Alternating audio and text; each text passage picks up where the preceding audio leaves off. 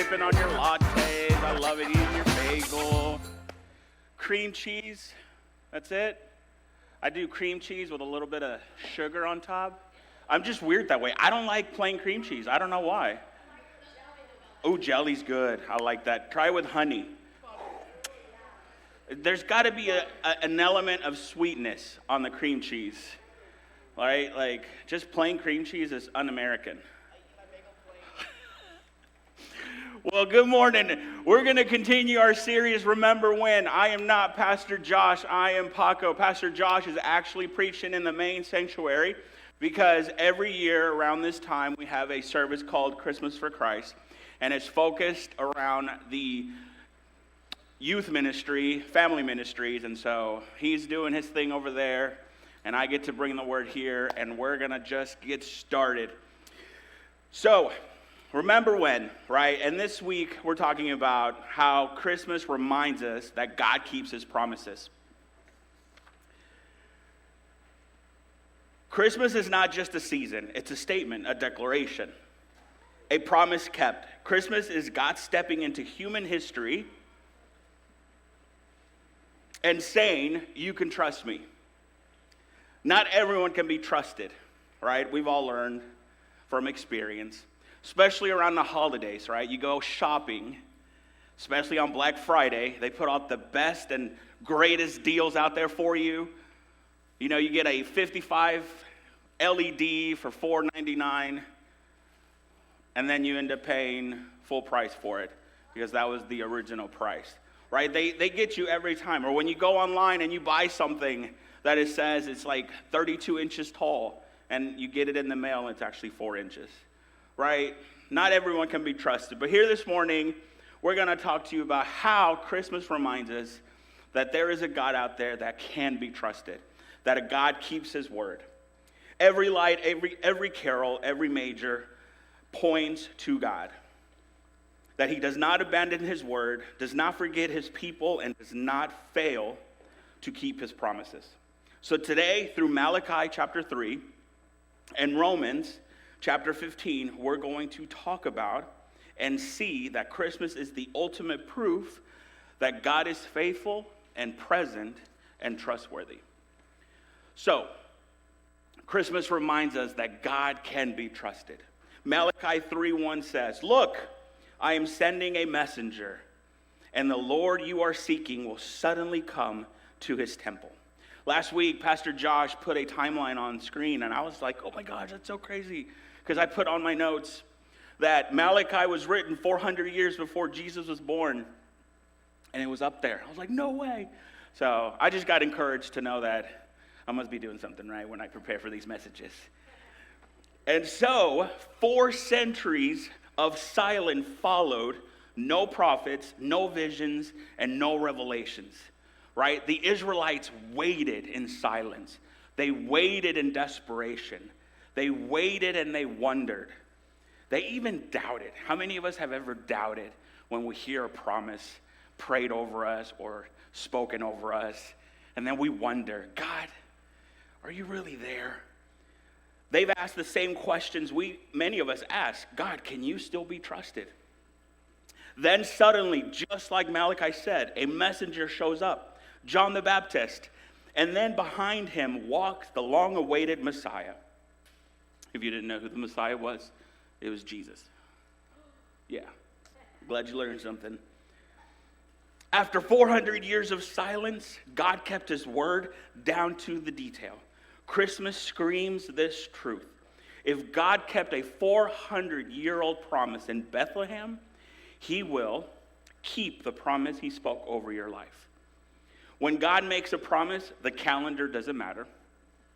The delay does not matter. The silence doesn't matter, but it kills us inside. It's like waiting Christmas Eve.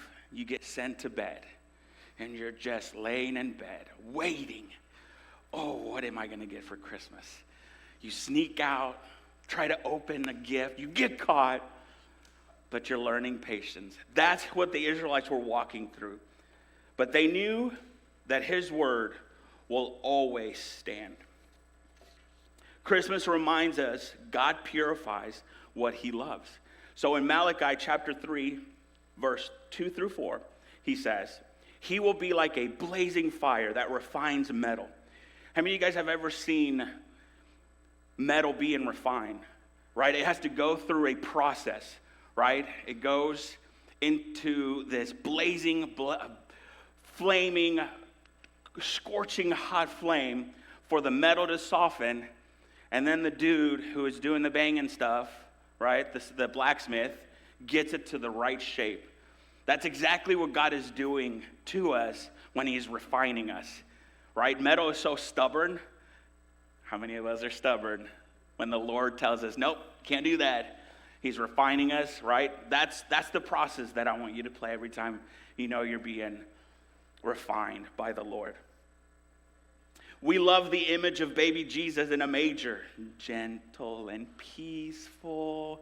You're like, oh, I want to pet a little baby. Right?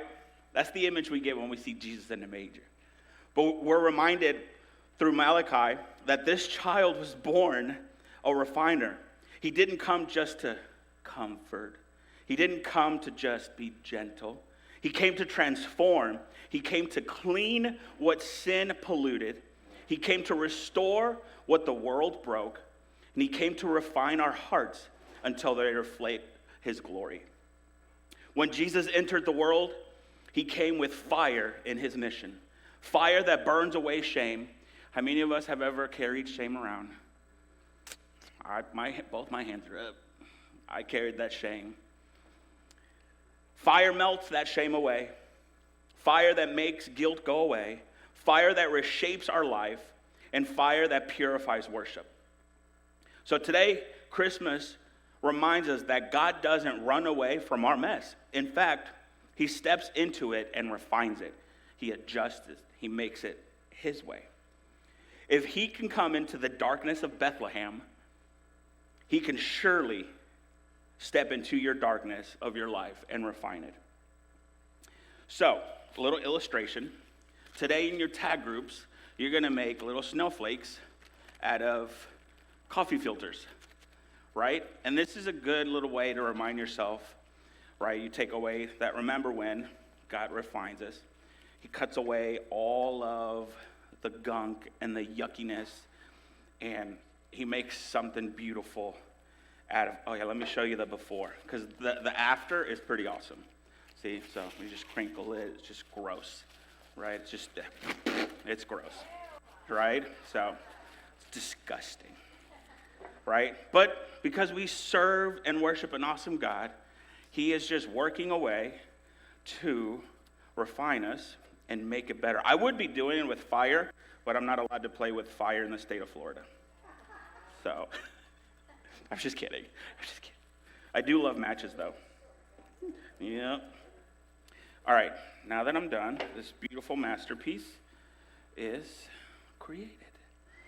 Wow. I can't lie to you guys. This is my original paperwork.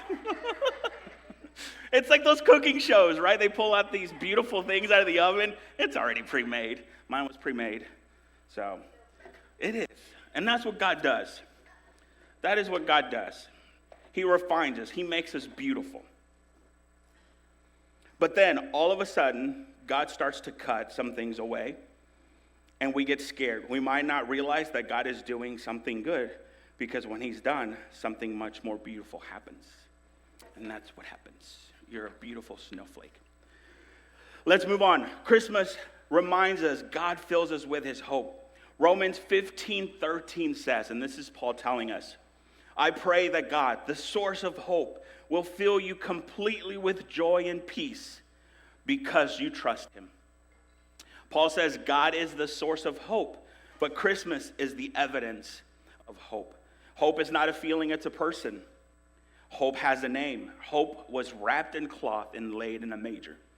Because of Christmas, you can trust God's timing. You can trust God's plan. You can trust God's heart towards you. You can trust that joy and peace are not impossible. They are available. And what I found interesting in Romans 15:13 is that we will receive the source of hope, right? God is the source of hope. He will fill you completely with joy and peace Because we do what in him? Because we trust in him. Right? How many of you guys have ever gone skydiving? Nobody's gone skydiving. You have to be 18. How many of you guys have gone on a roller coaster? Right? We put our trust in what? The harness, right? That trust is completely on the harness and the workers to making sure that all the green lights.